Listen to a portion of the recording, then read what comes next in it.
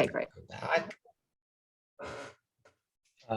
There we go. The floor is all yours. I will moderate the chat, and if he shows up, I will jump to my assigned room.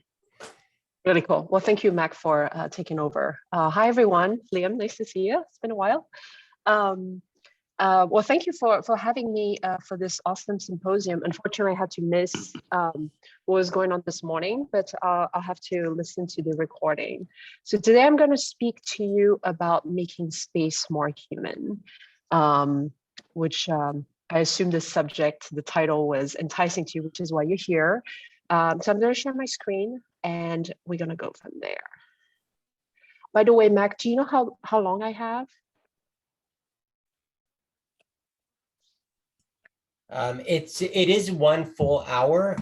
No, we did modify the calendar this morning, but what I've done is I did 45 minutes for myself because I like the give and take.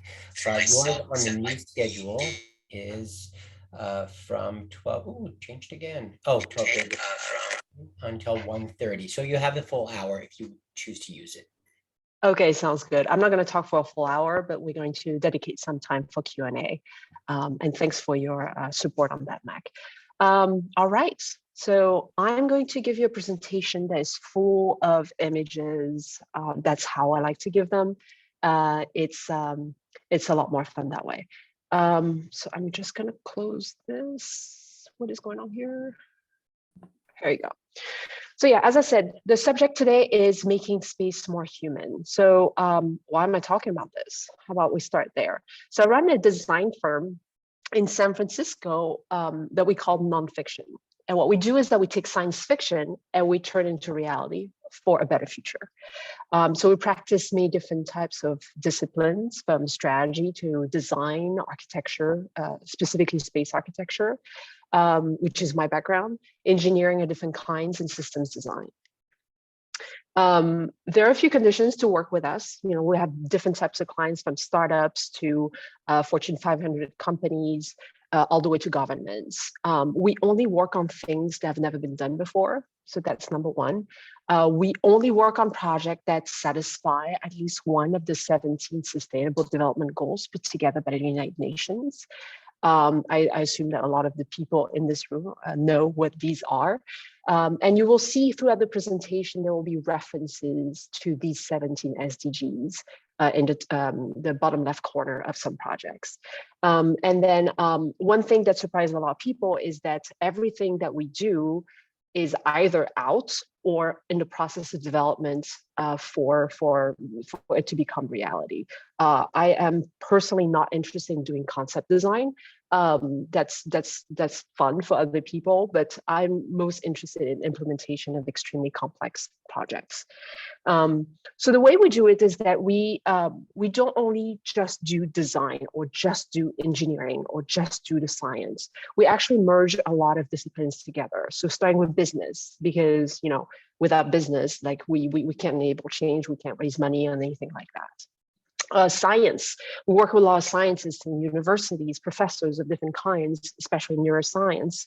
And to me, as a non-scientist, I see science as something that validates magic, things that sound completely crazy, but are actually true. Here, I live 30 minutes away from Silicon Valley, cannot step away from technology. Physical technology, digital technology, experiential technology, all of it is so incredibly interesting to intertwine and create wonderful solution.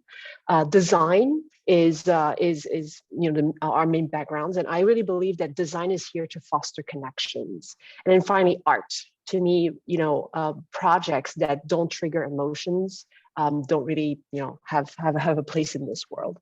And all of this is to really push the idea of meaningful innovation. Why do we innovate? Why do we ask ourselves these questions? And why do we create new things for the world that we want to build for ourselves tomorrow? So, people here who have a space background or people who don't have a space background may be aware that a lot of technologies have been developed in space to benefit people on Earth, from prosthetics to different types of sensors, solar panels, communication tools, Bluetooth, water system, filtration systems, cameras on our phones. A lot of things that we see every day come from the acceleration of extreme environment development. And sometimes they've been developed for other purposes, and they've been retrofitted in some way to the way we need them to work on Earth. But there's this synergy between innovation in space and on Earth that's very apparent.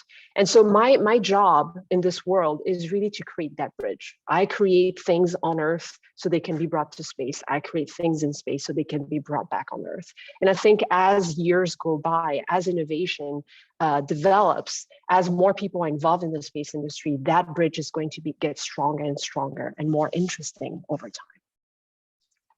So I'm going to talk about multiple themes that we can relate to as humans living on Earth, and people, astronauts, professional astronauts or tourists up in space will relate to as well. So number one is about communication. So this is typical headsets, like kind of hats that you wear when you're going out up to space. And so this kind of technology hasn't evolved that much if you really think about it in a long time. The comfort, the type of technology included into it is just like it's pretty bare bones.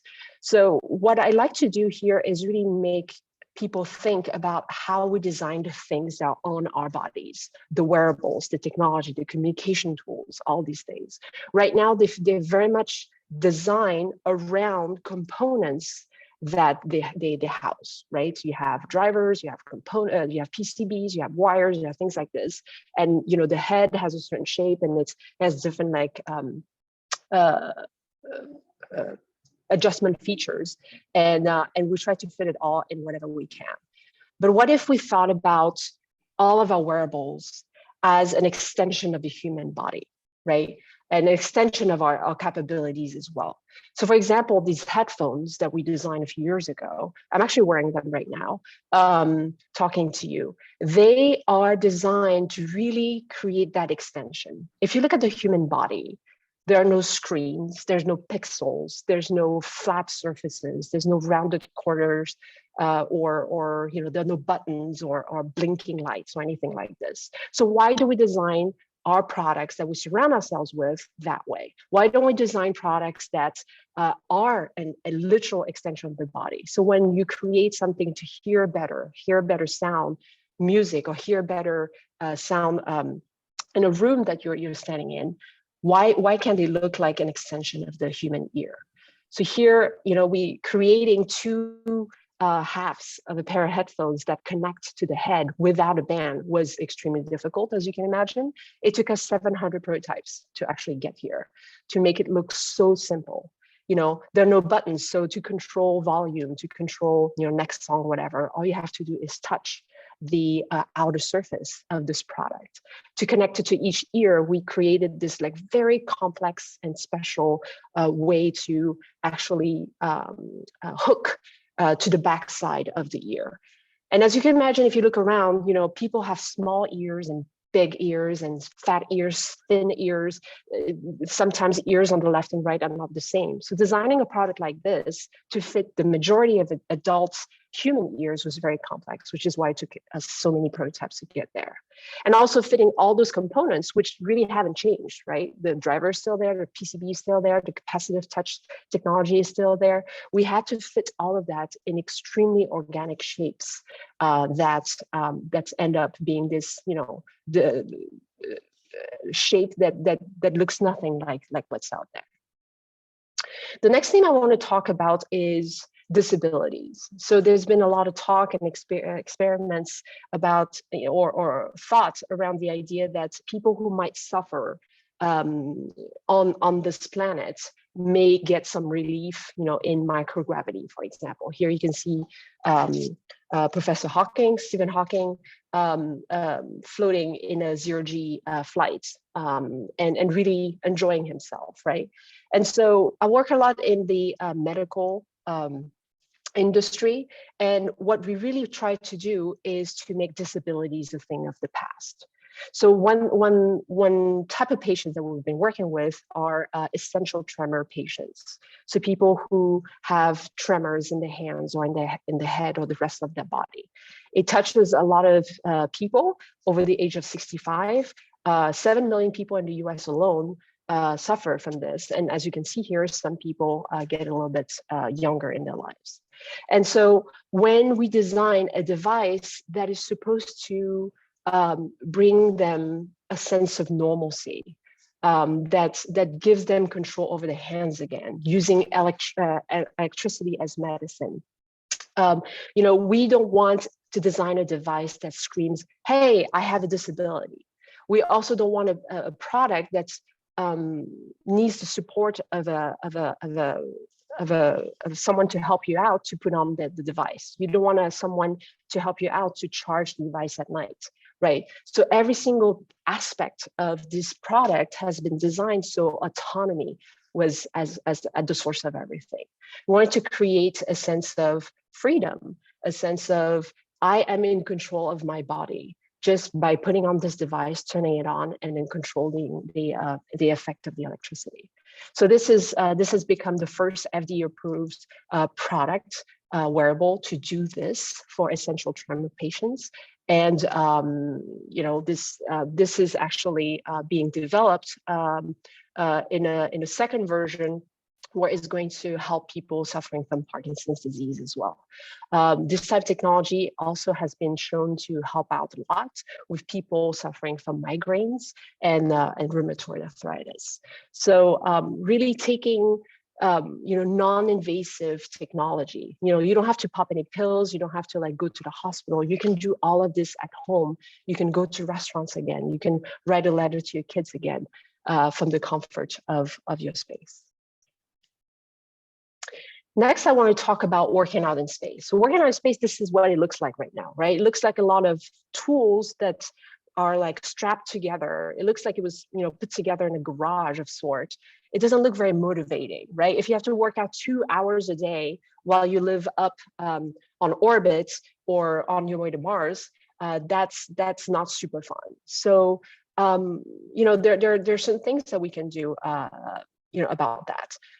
So we actually designed this device, and this device looks like a pair of headphones. It could be if you wanted to, but what it really does is that it turns humans into superhumans, which is a little crazy. So this product is very popular out there among athletes. So you can see here the USA team in cycling using this device in their training. So what it does is that it has little nibs underneath the band of the pair of headphones. And what it does is that it stimulates the primary motor cortex. And when you stimulate the primary motor cortex in a very specific way, it actually helps you get in a state of flow faster. So for those who don't know what the state of flow is, if you start jogging, for example, the first half a mile is terrible. You're like, oh my God, what am I doing? Putting a foot in front of the other is so much work. I'm exhausted. I'm out of breath, blah, blah, blah, right? But after running for a while, your brain stops worrying about all those things, and you naturally just advance in your course of running. And that is what's called the state of flow. And the state of flow can be reached physically, can be reached, when you're concentrating or remembering things as well. But this particular product is designed for people who work out, right? And because it has everything to do with moving the body, it's also very effective for people who are learning a new musical instrument, because dexterity is also getting into a state of flow with your physical body. So yeah, this product has been very, very popular over the years. Another thing that's very important is making all of these technology that used to be in labs, in universities, accessible to everyone. So when this product came out, we made sure that it was attainable. I think it ended up being like $350 to access it. So really having access to all that crazy technology that really sounds like science fiction to everyone is how we're going to make the world better on this planet and really inspire how it's going to happen in space. The next theme I want to talk about is visibility. So if you've seen like pictures like this of the surface of the moon, the shadows are quite harsh. It's very hard to see if you're in the center of that shadow, if you can just like walk or like really pay attention to where you're walking. So visibility can be dangerous, right? If you're in a situation where nobody can rescue you, if you fall, trip, and damage your spacesuit, that can be a life and death situation. So let's bring it back to Earth and see how else we can use a technology to help us see better. So the way we did it is that we worked with firefighters to develop a technology that helps them see through smoke, right? So as you can imagine, firefighters get into a burning house and they can't see anything. There's black smoke everywhere. There may be flames. It's chaos. People are screaming. It's all over the place. But what if you could see the edges of everything, every person, every wall, every ceiling, every stair, by using a thermal camera on the outside of your mask, an AR rig on the inside of your mask that gives you real-time information as you walk through the building. And then all of that information is not only in front of your eyes, it's also doubled with your given to your superiors, so they can tell you where to go in the house and rescue the people who are in there. So this kind of technology has been shown to shave off 15 to 20 seconds of the time it takes to save a family out of a burning building. So imagine this kind of technology and bringing it to space and making visibility possible in the most extreme environments that we know out there. This is what it looks like. It was really fun to work on this. Another thing that's very important about this project is, for anybody who knows firefighters, they're extremely resistant to new technology. So, when we started talking to them about, hey, AR and then thermal camera and all that, they were like, oh no, we don't need that. We can't rely on technology to do our job because technology fails inevitably, right? So we had to design the technology in a way that even if it fails, you still can use the rest of your equipment. And that's one thing that's very true with astronauts as well, right? You can't give them technology that would put their lives at risk if it failed. So you always have to think of a plan B, plan C, plan D, etc. Sleeping in space, as you can imagine, is not the same as sleeping on Earth. On Earth, we are under our covers. We enjoy the gravity over our body, sleeplessness and sleeping in a comfortable bed. And, we may toss and turn, but again, gravity is working to our advantage here. But when you are aboard the ISS, you're kind of like putting yourself in a sleeping bag like this. There's no ups, there's no down. Your brain is like a little lost, and then you try to like get rest however you can. Another thing about living aboard the ISS as well is that you have to enjoy 16 sunrises and sunsets a day. As you can imagine, that has the potential of traumatizing your circadian rhythm and not help you enjoy a good night's sleep. And when you don't enjoy a good night's sleep, that's when working, being effective, focusing during the day becomes very difficult. And on top of that, you are experiencing a lot of other stressors, being isolated, being bombarded by a bunch of radiation, having a very stressful and important job. So sleep is one of those primordial things that we do every day, but the quality of sleep is so incredibly important for the rest of our day. So what we do here is that, again, we work with neuroscience. So we've been working with neuroscientists from UC Berkeley who have developed this technology that helps you basically fall asleep faster and stay asleep longer. And the way it does it is, again, with electronic medicine. And the way it works is that you put it on, at night for like 15 minutes before bed. You can choose to wear it all night. You can take it off if you want to. And what it does is that it stimulates two parts of your prefrontal cortex. And basically, the electricity is telling your brain how to get into a state of drowsiness. So there are 4 stages of sleep called N1, N2, N3, and REM sleep. N1 is basically a state of drowsiness. And once your brain knows how to start the stages of sleep, it knows what steps comes after that. And as you continue to use this technology again and again, night after night, your brain gets used to that state of sleep, and then you really get to enjoy a lot of REM sleep and a lot of deep sleep. To give you an idea of how effective this product is, so our film producer here at the office is a little bit older, and she has been a lifelong insomniac. The woman could not sleep more than 4 to 5 hours a night, was interrupted all the time, and it was making her crazy.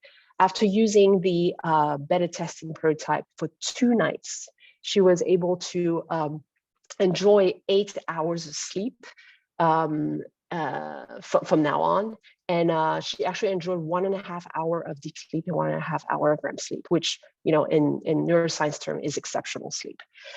So this technology really can change, the way we sleep on Earth. And imagine, like, people, if everybody slept better, everybody would be kinder to each other. There would be more compassionate behaviors. Probably, all the heads of states who are like fighting each other right now would be more understanding. And imagine what that does to astronauts as well. If you can, quote unquote, guarantee a good night's sleep every night and make sure that they're recharged every time, that can completely change our potential to go farther in the solar system and beyond. So here you can see Scott Kelly, during his trip. He was up in space for a year doing the twin experiment. Basically, his twin brother was on Earth and he was up in space, and they were kind of like doing this whole comparative study. And one of the things, a lot of things happened to his body. It was not his first time in space, right? His physiology changed, his mental health was, on the rocks, up and down.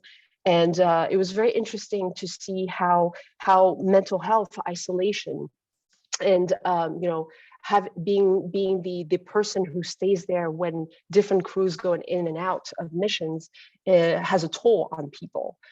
So really thinking about mental health in isolation is the theme that we're going to talk about now. So we got to work with this doctor. She is a anesthesiologist who's been administering ketamine to patients, during operations.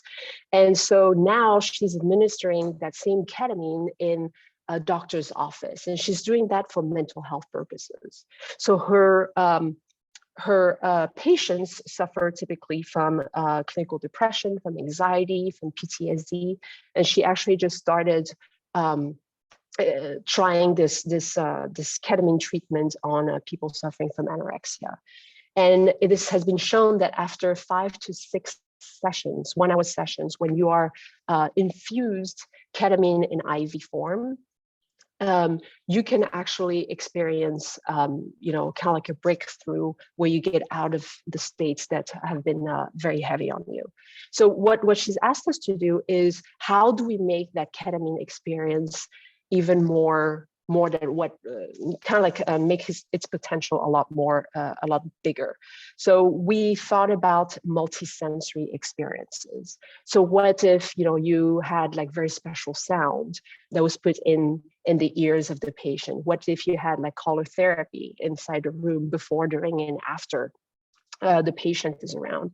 What if we put VR headset on each patient and created that story, with this calm start, and when you start getting high on the ketamine, you kind of follow this natural story, and go through the whole journey. So each session is 1 hour long. So we create this whole experience that really pushes each patient to go deep, right? Certain patients feel like they're dying, right? They will be talking to the doctor or the psychologist that would be in the room during the session and say, hey, I'm dying. And the doctor would talk back and say, no, you're not dying.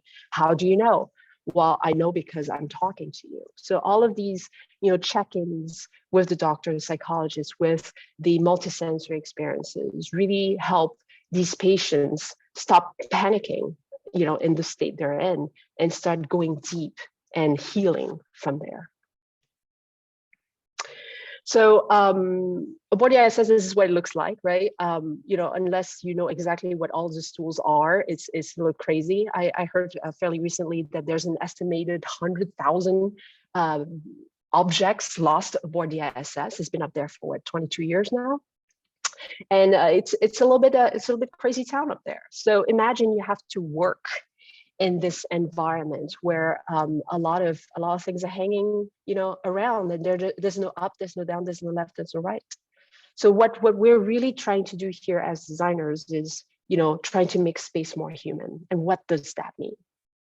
Right? So humans, since the dawn of time, have been exploring the planet. So it's incredibly natural for us today, with the types of technology we have access to want to go beyond the limitations of our planets. And so what if, when we think about the orbit, what the ISS is, we worked on this project with the US National Lab about developing the idea of an orbital university. What if we had access to microgravity environments to do experiments in biology, in physics, and all that? We already do that aboard the ISS today, but what if entire universities had access to their own labs that they could share and really push experiments all the way? And it's very easy to think about STEM experiments when we think about going up to space, but we also have to think about the other disciplines that make humanity so interesting. We have to think about social science, which is going to be so primordial when we think about going to Mars, right? Going to Mars is going to take 2.5, 3 years. Imagine being stuck with the same 5, 6 people for 2.5, 3 years, living in like bare bone environments. That's going to take a toll on you. So how do you study that? How do you test that in long-term experiments? We also have to think about the arts, right? What does it mean to express human, feelings and poetry in space? What does that mean to be an artist in space? So talking about art, want to connect that to what happens when you go beyond the Earth's orbit. What if in the future, most likely we will have like some kind of settlements on the moon. When you look at the moon, everything is grayscale, right? It's going to be black, white, some kind of gray. There's like no color other than that blue ball, appearing once in a while in the sky. So thinking about color on the moon, what if color was the imprint of humanity in the solar system? What if color was here to show where we've been, but also support us as the people who as human beings. So another thing about the moon is that it's a very harsh environment. It's honestly not a lot to look at besides the Earth passing by once in a while. So there's a lot of talks about using lava tubes to actually create subsurface architecture. So here, we have, when we think about architecture in other worlds, we have to think about how different it is from living on our planet, right? The moon doesn't have any nature that we know of. Nature beyond, by nature I mean like plants and things like this. Of course, the moon itself is nature, but thinking about how we would live and work and be productive on the surface of the moon. So creating this like multi-story building where many people would live in, ones that would live into, I don't know, mine the moon to extract different types of materials. Other people who are here to sustain life there, right? Chefs or people, engineers of different kind, who would take care of all of this. So So thinking about what's inside, you know, again, we talked earlier about working out. What if working out was not being surrounded by all those like tubes and like very crafty tools, but what if working out was more about creating a new nature within that architecture? You know, what if, you know, jogging around, what if communicating, what if everything was devoid of the artificiality of you know, hard architecture? What if everything had a curve? What if personal space, you know, was full of texture and color and ways to personalize themselves? What if we integrate different accents here and there that are reminiscent of nature? They don't need to be nature itself. They don't need to be like growing things. That's going to be a little bit hard to do immediately. But really, our brains are attracted to the textures and the colors and the smells and the multisensory experiences that are going to make this a lot more pleasant for us. And same thing for the things that we wear on our bodies, right? Our clothing is going to work for us. Our environment is going to know when we're in distress and where we're happy. So think about, you know, all the interaction and how that environment is actually working for each of us individually, as well as us as a group. Next, I'm going to talk about food. So we have participated to the Deep Space Food Challenge last year in 2021. That was phase 1, where NASA and the Canadian Space Agency put together this competition, trying to solve the very real problem of how we're going to feed the astronauts that go to Mars, right? Right now, the astronauts that are aboard the ISS, you know, or other places, you know, eat a lot of freeze-dried food, like you can see here. So a lot of food that, you know, is you know, may look appetizing for some days, but other days not so much. And then every once in a while, there's resupply of fresh food, and the astronauts are usually very excited about those times. But, you know, really trying to make food nutritious as well as appetizing is really at the core of all of that. So one thing we've done for Earth here is developing bacon that's actually made from ingredients that are not absolutely terrible for you, you know, coconut oil and cashews and things like this, and really restructuring it in a way that that, you know, can replace the way we consume certain proteins, right? Because you know whether you are a vegetarian or an omnivore or whatever, you cannot. You have to be aware of the fact that growing meat or raising meat takes a lot of energy, it takes a lot of water, it takes a lot of resources from this planet, and we need to find other alternatives to make this whole system sustainable. So doing this in this way is one way of doing it. So as I said earlier, we participated in the Deep Space Food Challenge, and what we did is that we created this like 4 machine system. And here you can see like 2 things. You can see on the left side, you have a hydroponic system that works in microgravity. We're actually building this right now, which is really fun. And we also have a bioreactor that grows algae of different kinds. There's like blue algae, green, red, and algae has been shown to be quite effective at protecting the body from different types of harm, different types of stressors like radiation. And so, but you know, astronauts have been presented with algae in the past, and you know, I'm going to show you what it looks like. It's like you know, it's green on the other on the right side, and it's not necessarily appetizing. So what we did is that we created a lot of recipes, a lot of experimentation, trying to figure out what is the perfect balance between something that looks appetizing, is appetizing, and really encourages astronauts to eat nutritious and beautiful food. So out of the 600 and some astronauts that have been up in space, only one of them came back heavier than when they left. Pretty much everybody else lost weight, which is not that big of a deal if you're just going to space for, you know, let's say 2 months or whatever. But when we go to Mars, right, losing weight over time, losing bone mass, experiencing muscle atrophy, and all these things are going to have a toll on your body that might be extremely dangerous. So we wanted to do that. And another thing that we wanted to bring in this competition was the ancestral way of cooking food. So in a lot of cultures in the world, grilling meat or grilling vegetables makes everything more appetizing. You can have the status piece of whatever, and you put grilled marks on it, it will make it look good. But the thing about grilling is that it requires open flames, and then open flames are not really kind of frowned upon in the space industry. So where we did is that we actually designed this whole process where we can create our own grill marks using laser. And here you can see a piece of chicken that we actually lasered here at the office. And we tried it. It tastes really good. You know, it's a whole process having to do with the Maillard effect. You have to add carbohydrates to the surface, and it starts burning. It creates this kind of like caramelized texture that really makes the whole piece appetizing.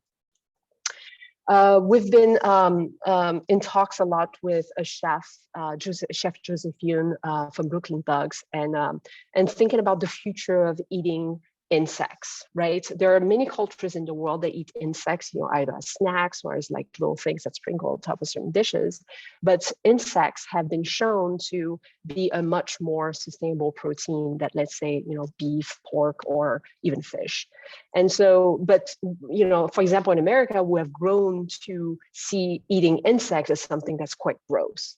But the thing is, there's many different flavor profiles to different types of insects, depending on like what it comes from, depending on how you prepare them and all that. So there is a way to make insects appetizing again. And maybe, you know, in the future, when we go to space for long periods of time, they will be a lot more accessible, a lot easier to have access to, in terms of weight or consumption of energy, water, etc., than, you know, regular types of protein. Next, I want to talk about energy. So there are many groups out in the world right now trying to harvest solar energy from space, right? You don't have to go through all the layers of atmosphere that kind of like tone down that potential that is right there, essentially for free. So really making sure that everyone has access to electricity on Earth from space is on people's minds right now. So when we think of solar panels, we think of like, you know, fancy houses with like those like blue solar panels on top of their roofs. But what if solar energy was accessible to everyone? So we've been working with this company that is developing in both Tanzania and Nigeria some basically solar batteries. They can be rented throughout the month between $1 and $3 a month, which is affordable for the people living in like rural environments there, and really making sure that there's a link between, you know, the sun, what the sun is offering us, and access to electricity. But we could have made it like very, very boring. But what we decided to do is really reintegrating culture in the way we design things, you know, the shape of it, the pattern of it, using fabrics that are actually manufactured on site, that have patterns that are reminiscent of different types of traditions. And so really merging, you know, solar energy with battery technology, which gives people access to education, to just, you know, to electricity so they can see at night, or cook different types of food, have access to healthcare even. That can be really life-changing. And so really thinking about energy and how accessible it is, and what kind of potential space gives to us for that is should be accessible to everyone. Next, I want to talk about cities. So there's been a lot of talks about, you know, in the quasi far future, we're going to build cities on other celestial bodies like the moon or Mars. And here's a concept you can see, you know, of a city on Mars, for example. So the infrastructure of all of it, the way everything is connected to each other. When you are depleted of certain resources on one side, you can find it somewhere else. So one, you don't die, and two, you can create more comfort for the people living on the surface of the planet. So the way we do this here on this planet is that we're developing actually a city right now in the country of Singapore.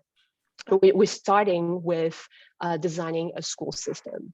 So architecture, traditionally is like, oh, what does it look on the outside? And what is the experience we have as humans on the inside, and trying to like mix the two together. But what if we thought of architecture or the way we build cities as living organisms, right? When we think about a bacterium, for example, it eats certain things, it transforms certain things within itself, and then it poops out certain things. But there's like a balance between what is coming in and what is coming out. Why can't we design buildings and ecosystems, artificial ecosystems that can actually do that? So when we build that for cities or for schools, we really think about what different types of areas a need is, and their and how interconnected they are. If I'm going to grow something somewhere, where is it being transformed? Where is the energy going? Where are the humans are, et cetera, et cetera. So because we're thinking about architecture as a living organism, why do we have to design, boring skyscrapers or rectangular, cubes that have like zero personality? Why can't we think of architecture as, that look like living organisms, that look like monsters? And so when we think about environments like this, we think about the interaction that people, in this case, kids, have with their learning environments. Unstructured play, access to different types of activities and colors and textures and interactions are going to be essential to help them develop a sense of human autonomy. Teaching them where things come from. If you're going to eat a tomato on top of your salad, you better know where it comes from, what kind of energy, water levels, care need to be put in place for you to even enjoy that piece of tomato. When we work a lot, we also need to think about resting, right? And really creating environments that help people pause so they can regenerate and work better. And then absurdity. Not everything needs to make sense. And I think children are wonderful in that way, to remind us that not everything has to have a reason to exist. And I think, when you have an industry like the space industry that for a long time has really focused on we have this because we need it, designed for survival. We're past that. We need to design to live. We need to design for the arts. We need to design to thrive.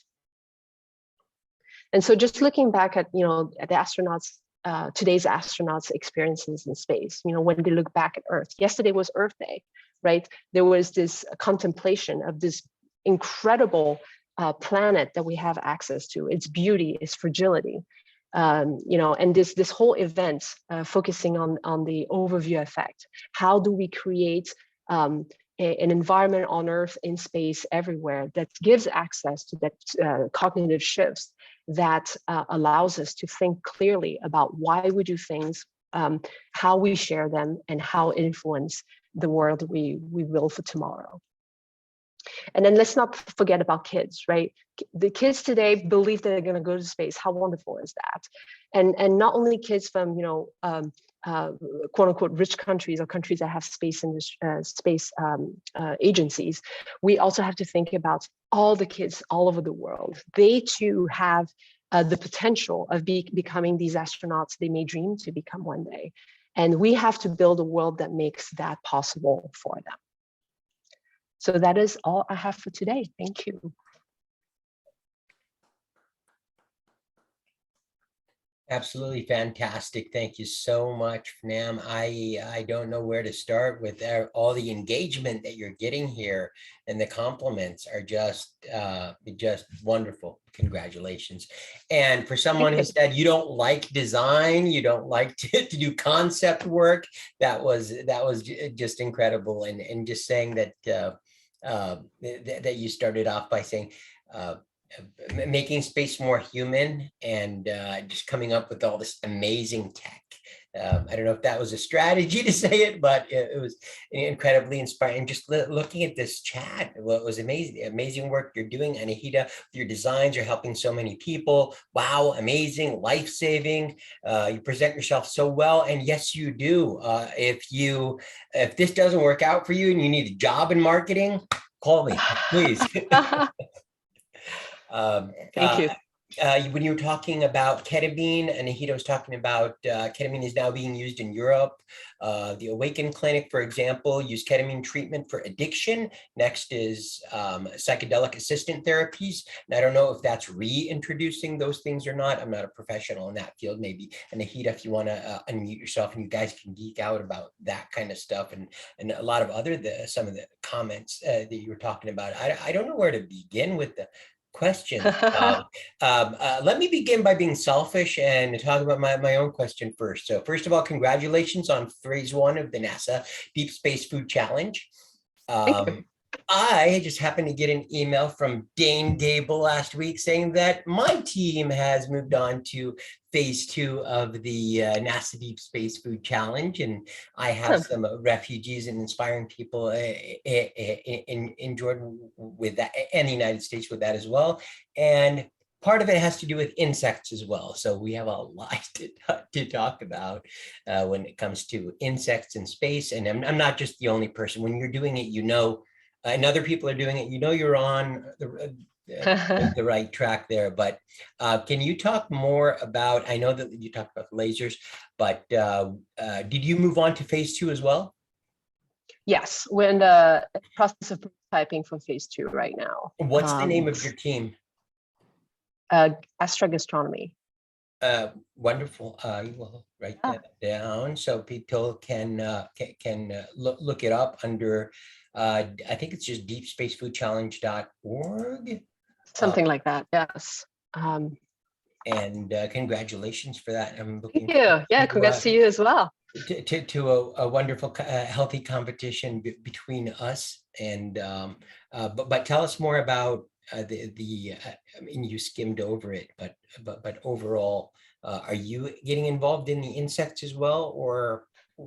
Not for that particular project. The insect is actually a different project that we're doing. So Chef Joseph Yoon, who happens to be part of the Deep Space Food Challenge afterwards, he and I and Xingqing Shuwei from Item Farms are putting together an event here at our office next month. So if any of you happens to be in San Francisco next month, we're putting together an event about the future of eating insects.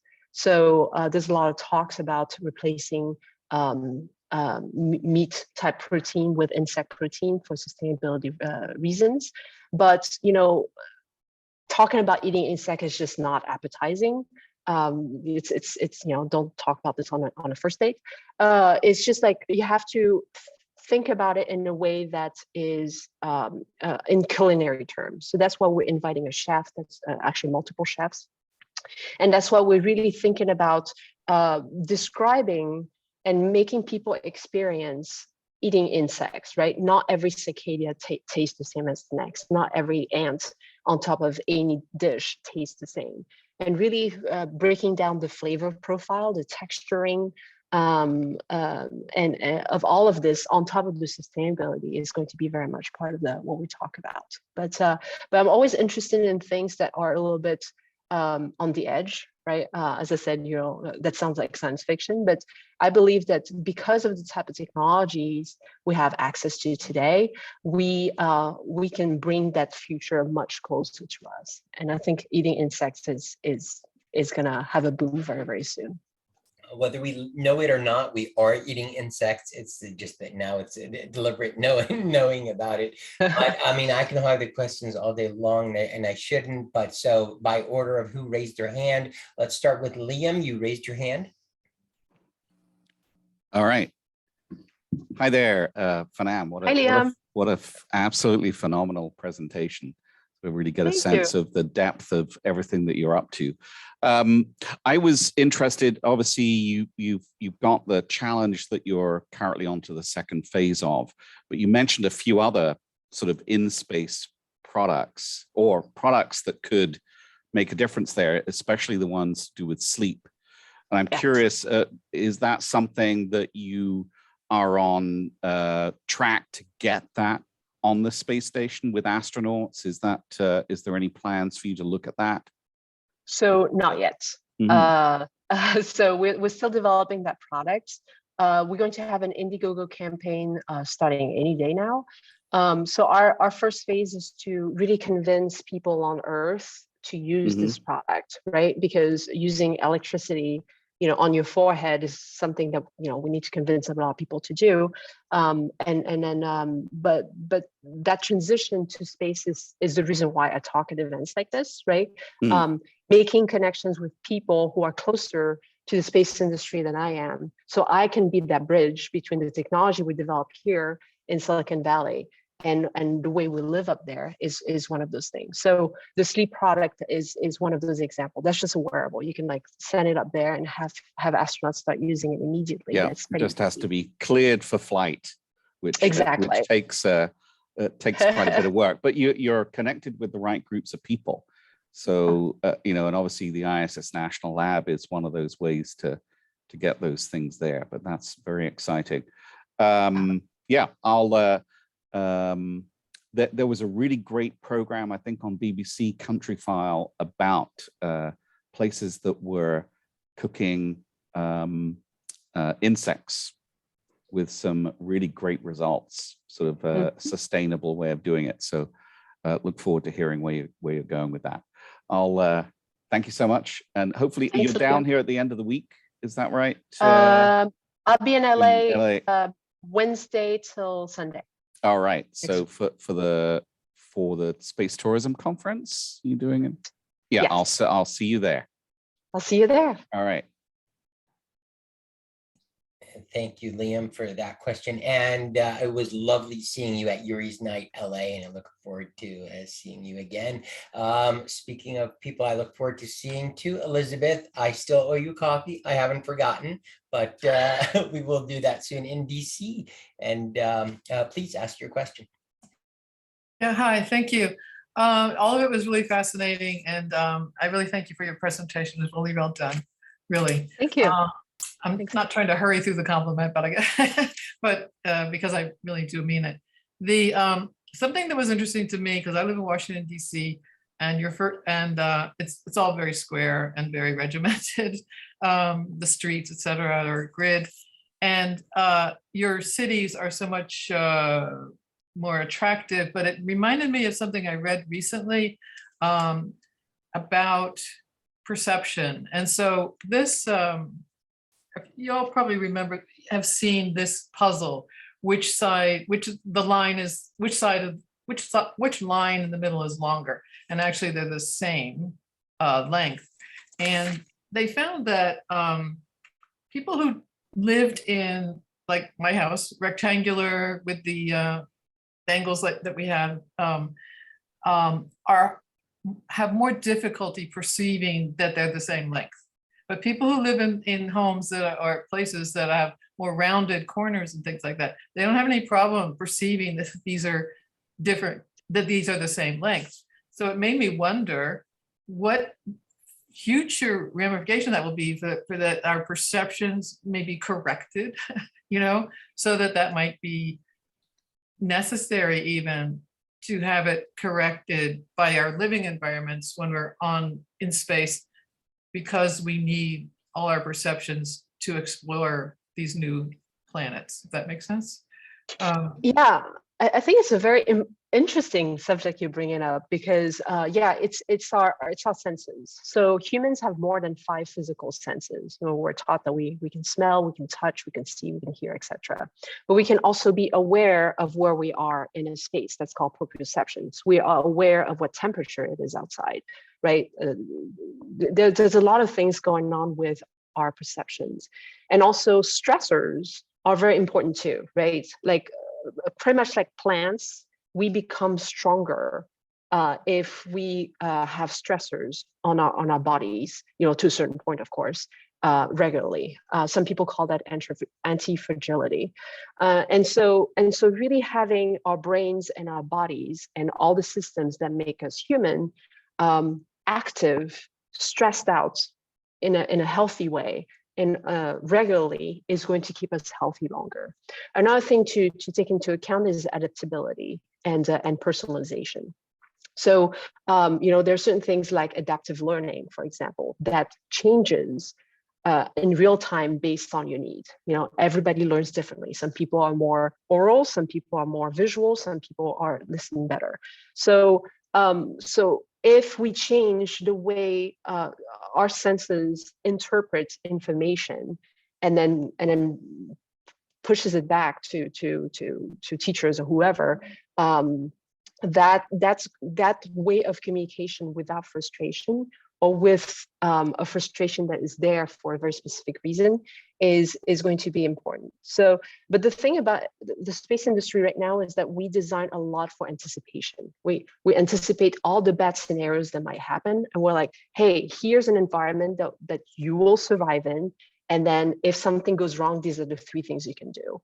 But we need to start thinking about environments on Earth or in space where we can manipulate it based on our needs, right? Because, for example, when we go to Mars, that's like 2.5, 3 years. Like 2.5, 3 years ago, we all were different in this room, specifically because of the pandemic. So we have to take into account the fact that technology changes, that people's needs change, that their outlook on life changes, and even outlook on the mission. So how do we create environments using technology, using architecture, using our understanding of senses in a way that actually supports us? That's going to be important. Yeah. And with the last, thank you. Thank you, and thanks for your question, Elizabeth. And for the last minute or two, also wonderful seeing you at the Yuri's Night in Florida this time. Hailing from Manchester, Jiva, please ask your question. Thanks, Matt. Thanks, Phnam. That was a great presentation, really interesting. As an anthropologist, I've been interested in the sort of boundaries between people and the sort of augmented technologies and these extreme environments and environments where architecture and design really are totalizing. And I was wondering, you know, on Mars is kind of no outside without a spacesuit and so on. I was wondering, in your testing of these devices and these technologies, if there's anything that has surprised you in terms of how people adapt to using them, in terms of how people sense their own sense of self and the boundaries of their body. Is there anything that you've learned a lot about the boundary of tech and the ways we can push it, or perhaps the limits of it if people have reacted negatively or something like this in terms of their adaptation? Yeah, I have many examples, but I'm going to give you one that really shocked me when we learned it. So, as I said, I do a lot of medical products, so we have to go through FDA testing and all that stuff. And so we're working on this device that helps people who suffer from rheumatoid arthritis, right? It uses electricity in a very specific part of the body, and it helps alleviate pain levels. Arthritis is like, it's like a whole body thing. And so we're testing this product in Australia, in Barcelona, and a lot of places all over the world to make sure that, you know, there's no bias towards US users. And we ask people to wear this thing for like 2 hours a day and to plug it at night, you know, to charge it up and then use it the next day. You know, the usability was pretty easy. And we realized that people stopped using it after a week or two. And we're like, what's going on? Do you not like it? Is it not comfortable? You know, they're like, no, that's fine. You know, and the big response we got was, well, I don't like plugging in this thing every night. Like, I find it inconvenient. I'm like, you do that with your phone. Like, what's the difference? So one thing we realized about human nature, I guess, from that experiment, is that people would rather be in pain, and this is like real pain, all day long pain, than to plug in a USB-C cable into a little device, right? So the extremes of what humans can do and would do for their own comfort is one of those things that was very surprising to me, because we think of people with disabilities or people who have certain types of conditions as people who are desperate enough to try anything, but that is not necessarily the case. It's really fascinating. It reminds me of Kelly Robinson's work on deaf cultures, actually, because she was looking at how people had augmented hearing devices, and they removed them because actually they were so familiar with the world through what we would call impaired hearing loss. They had differently abled bodies, and actually they incorporated this different soundscape into their sense of identity. And actually, when you put automated technology on it, it totally transformed their sense of self. And actually, that's why they were not using it. But it took her about 2 years to get that data because people were not that forthcoming with that sort of information.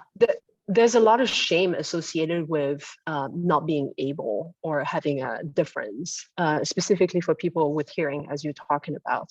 And one way to go around that, I've actually interviewed a lot of people who are hard of hearing for a different project, and one way to go around it is when you buy new hearing aids, the volume of the clarity is up 50% when you start, for the reason you're talking about, right? Because, you know, if your whole life you never heard the refrigerator in the corner of the room, like, why would you want to live with it now?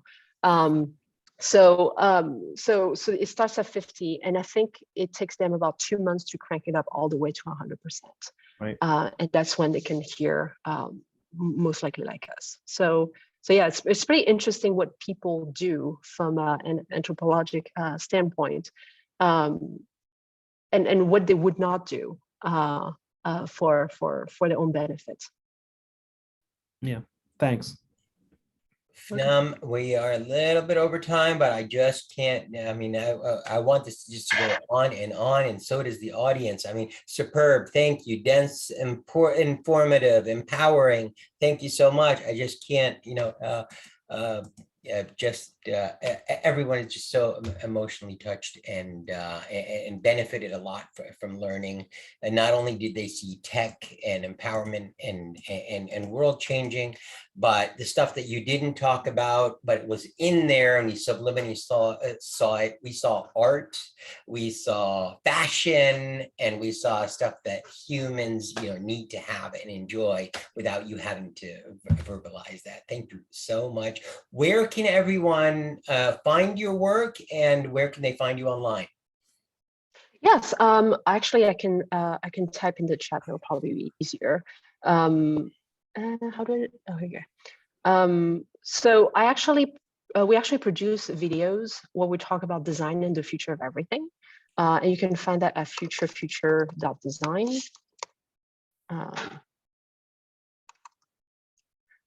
So my company is called Nonfiction, so you can check it out at nonfiction.design. If you have any more questions or want to chat with me at some point, you can email me at info@nonfiction.design. I'm pretty active on Twitter. So I'm just going to put my Twitter here. And if you're on Instagram, is going to, I don't have a personal one, but my company has one where you can see a lot of our videos, a lot of our events. We're starting to have events again. So I'm very excited about that. I think that's all I have. Yeah. Thank you so much for having me. Absolutely. I will stop the recording now.